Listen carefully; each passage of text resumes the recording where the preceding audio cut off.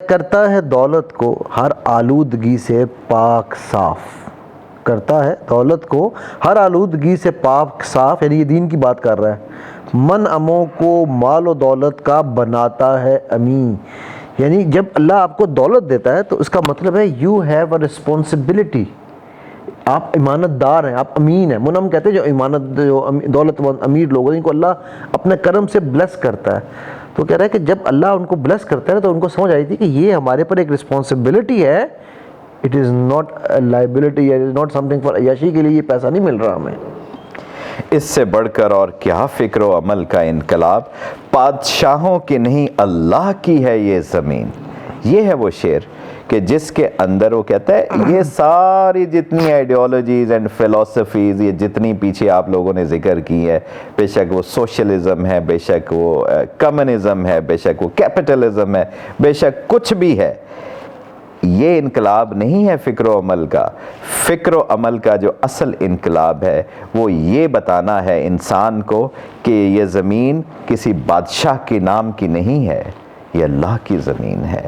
یہ اللہ کی زمین ہے تو اللہ کا نظام یہاں پہ نافذ ہونے کی ضرورت ہے۔ کسی کا حکم نہیں چلے گا، صرف اللہ کا حکم چلے گا، راج اللہ کا ہوگا اور رواج محمد رسول اللہ صلی اللہ علیہ وسلم کا ہوگا۔ اب یہ جو اگلا شعر ہے نا، جو میں ہمیشہ ایک بات کہتا ہوں، یہ وہ شعر اس کی طرف ہے۔ چشم عالم سے رہے پوشیدہ یہ آئین تو خوب، جب تک یہ چھپا رہے گا نا بیسٹ ہے، پتہ ہی نہ چلنا چاہیے کسی کو کہ یہ اسلام کیا چیز ہے۔ یہ غنیمت ہے کہ خود مومن ہے محروم یقین، بلیف۔ میں ایک ہی بات کرتا ہوں نا، یقین۔ آج 1.6 بلین مسلمان ہیں، یقین والے کتنے ہیں؟ یہ وہ بات ہے یہی بہتر الہیات میں الجھا رہے، یہ کتاب اللہ کی تعویلات میں الجھا رہے۔ وہ کہہ رہے ہیں یہ بڑا بہترین سلوشن ہے، بہترین ریسیپی ہے۔ یہ آج کے جو مسلمان بڑے اپنے آپ کو سمجھدار سمجھ بیٹھے ہیں، نئی نئی چیزیں لے کے آ رہے ہیں، نئے نئے یہ ایسے چیزیں لے کے آ رہے ہیں جیسے پچھلے 1400 سالوں میں مسلمانوں نے کوئی کام ہی نہیں کیا، اور ان کے اوپر ڈائریکٹ وہی نازل ہو رہی ہے۔ ایسے نئے نئے آئیڈیاز لے کے آ رہے ہیں۔ وہ کہتا ہے بہتر ہے انہی الہیات میں، یعنی انہی ڈسکشنز کے اندر، ڈائیلاگز کے اندر، مناظروں کے اندر یہ ایک دوسرے کو بزی رکھیں، اور یہ کتاب اللہ کی وہ تعویلات بیان کریں جو کہ اصل حقیقت نہیں ہے، جس میں ایکشن انوالو نہیں ہے۔ یہ جیسے یہ نفل پڑھ لیں تو یہ ہوگا، فلانی چیز ایسے کر لیں تو یہ ہوگا، تسبیح کر لو، اتنا یہ تسبیحات کر لیں تو یہ تعویلات کرتے رہیں گے۔ ایسا کام جہاں پہ اللہ ڈیمانڈ کر رہا ہے ایکشن کی، ادھر جانے کو یہ تیار ہی نہیں ہے۔ اور یہ وہ اقبال نے اپنے ایک اور شعر میں یہ بات کہی ہے، ٹھیک ہے، یقین محکم عمل پہم محبت فاتح عالم، یعنی کہ first belief then action, without action belief is nothing, and then محبت فاتح عالم وچ از گفتار اینڈ کردار۔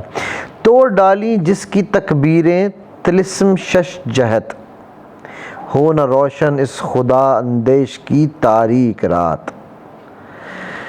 تو یار کتنا کا کریں اس کو، میں تو سوچ کے جو ہے نا وہ ہال اٹھتے ہیں کہ یہ اقبال ہمیں اندر سے جوڑ گئے ہیں یار۔ توڑ ڈالیں جس کی تکبیریں طلسم شش جہت، یعنی جب وہ تکبیر پڑھتا تھا یا پڑھے تو تمام جادو ختم ہو جائیں یار، تمام دنیا کی تاریکیاں ختم ہو جائیں، ٹھیک ہے، یعنی دیٹ از اللہ اکبر۔ جب وہ کہتا تھا مسلمان تو کانپ اٹھتے تھے پہاڑ تک، ٹھیک ہے۔ ہو نہ روشن اس خدا اندیش کی تاریک رات، وہ دوبارہ نہ زندہ ہو، وہ سویا رہے، مرا رہے وہ۔ ابن مریم مر گیا یا زندہ جاوید ہے صفات ذات حق، حق سے جدا یا عین ذات۔ یہ وہ ڈسکورس ہے جس کا کوئی اینڈ ہی نہیں ہے کہ ابن مریم یعنی حضرت عیسیٰ علیہ السلام وہ مر گئے سولی کے اوپر، یا وہ آج بھی آسمانوں پہ زندہ ہیں تو کس حالت میں ہیں۔ اس کے ڈسکشنز کی ڈیٹیلز کے اندر آپ چلتے چلے جائیں، اس کا اینڈ ہی کوئی نہیں ہوتا۔ ہیں صفات ذات حق، کہ یہ اللہ کی جو صفات ہیں یہ حق سے جدا ہے یا عین ذات۔ مطلب یہ عجیب و غریب قسم کے فلسفے ہیں جو بگاڑے جا رہے ہیں، جو لوگوں کو کنفیوز کر رہے ہیں، اور ان کا مقصد کوئی ایکشن نہیں ہے بلکہ ایکشن کا جو راستہ ہے اس کو دھندلا دینا ہے۔ آنے والے سے مسیح ناصری مقصود ہے یا مجدد جس میں ہو فرزند مریم کے صفات، وہ کہہ رہا ہے کہ بھائی جس نے تمہارے آیا جو تم کیا چاہ رہے ہو اس سے؟ تم مجھ سے یہ چاہ رہے ہو کہ بس یہ عیسیٰ ایسے آئیں گے ویسے آئیں گے، وہی بار بار وہی بات کہ وہ کہاں اتریں گے، کس مسجد پہ اتریں گے. Is that important? یا ہی برنگز اے ریولیوشن، تجدید کر دے آپ لوگوں کی. What is important? متشابہات میں ہم گم ہو گئے. بالکل. ہیں کلام اللہ کے الفاظ حادث یا قدیم، امت مرحوم کی ہے کس عقیدے میں نجات؟ کہ اللہ کا جو کلام ہے، قرآن پاک جو ہے، اس کے بارے میں اس کے الفاظ کیا وہ اللہ کی مخلوق شمار کیے جائیں گے یا قدیم ہے، یعنی اللہ کے ساتھ وہ جڑے ہوئی کوئی چیز ہے؟ امت مرحوم کی ہے کس عقیدے میں نجات؟ کہ ہم سنی ہوں گے، ہم شیعہ ہوں گے، ہم فلاں ہوں گے تو 73 فرقے بننے ہیں، اس میں ایک نجات یافتہ ہونا ہے. اس طرح کی الٹم پلٹم چیزوں کے اندر ہمیں گھسیڑ دیا گیا ہے، جس کا نقصان یہ ہے کہ امت کتنی تقسیم در تقسیم ہو گئی ہے. اس امت، ایسی کمال کی امت جس کا رب ایک ہے، جس کا قرآن ایک ہے اور جس کا نبی صلی اللہ علیہ وآلہ وسلم ایک ہے، وہ کیسے مختلف حصوں میں تقسیم ہو سکتی ہے؟ کیا مسلمان کے لیے کافی نہیں اس دور میں یہ الہیات کے ترشے ہوئے لات و منات وہ بت کہتے ہیں جو کعبہ میں پڑے ہوئے تھے نا، تو وہ کہہ رہا ہے کہ یار ان مسلمانوں کے لیے آج یہی کافی ہے کہ اسی جھگڑے میں پڑے رہیں کہ پہنچا اوپر کرنا ہے یا پہنچا نیچے کرنا ہے، اللہ کا نام کیا ہے اور یا اللہ کی صفات کیا ہیں، انہی کو پڑے رہیں. جو اللہ کا یا اللہ کے نبی صلی اللہ علیہ وسلم کو، جو میں ہمیشہ ایک بات کہتا ہوتا ہوں نا کہ ان کو مانے ان کی نہ مانے، یہ وہ بات ہے. تم اسے بیگانہ رکھو عالم کردار سے، تا بساط زندگی میں اس کے سب مہرے ہوں مات. ابلیس کہہ رہا ہے اپنے ایڈوائزرز کو کہ اس مسلمان کو اسی گھن چکر کے اندر بیگانہ رکھو، عالم کردار ایک سائیڈ پہ کھڑا رہے، کہ کردار کا جو یعنی کرنے کے جو کام ہے وہ ایک سائیڈ پہ رہے، ایکشنیبل تھنگس ایک سائیڈ پہ رہے.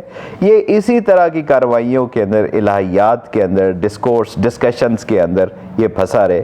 کس لیے؟ تاکہ اس کی زندگی کے اندر جو پاسبلٹیز ہیں وہ ساری کی ساری ختم ہو جائیں، جو اپرچونٹیز ہیں ان سب کے دروازے بند ہو جائیں، اور یہ اسی طریقے سے شکست خوردہ خسارے کے ساتھ اس دنیا سے چلا جائے.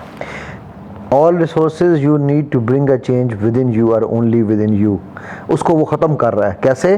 خیر اسی میں ہے قیامت تک رہے مومن غلام، چھوڑ کر اوروں کی خاطر یہ جہان بے ثبات. وہ کہہ رہا ہے یار رہنے دو، انہوں تھے اسی میں پڑا رہنے دو، اس کو پتہ نہ چلے اس کے اندر کیا ریسورسز موجود ہیں، یہ کیا کچھ کر سکتا ہے. ہے وہی شعر و تصوف اس کے حق میں خوب تر، جو چھپا دے اس کی آنکھوں سے تماشائے حیات. آپ اس کی اٹینشن اس طریقے سے گریب کر لو کہ اس کو اصل حقیقت نظر ہی نہیں آئے. انہی شعروں میں، اسی مسٹسزم کے اندر، سو کالڈ اسپرچولزم کے اندر اس کو ایسا پھنسا دو کہ یہ راستہ ٹھیک ہے تو وہ راستہ ٹھیک ہے.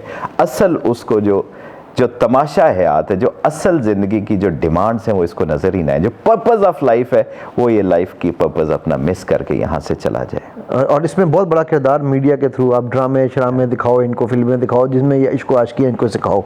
ہر نفس ڈرتا ہوں اس امت کی بیداری سے میں، یہ ہے اینڈ اس کا. کہتا ہے میں ہر سیکنڈ میں ڈر رہا ہے مجھے کہیں یہ جاگ نہ جائیں. ہے حقیقت جس کے دین کی احتساب کائنات، کہ یہ وہ قوم ہے جس نے اس دنیا کا حساب لینا ہے. جن سے ڈر لگتا ہے. مست رکھو ذکر و فکر صبح گاہی میں اسے، پختہ تر کر دو مزاج خانقاہی میں اسے.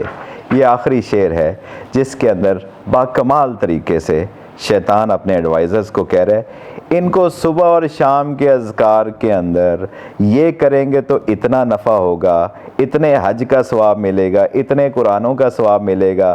انہی چکروں کے اندر صبح شام ان کو مگن رکھو.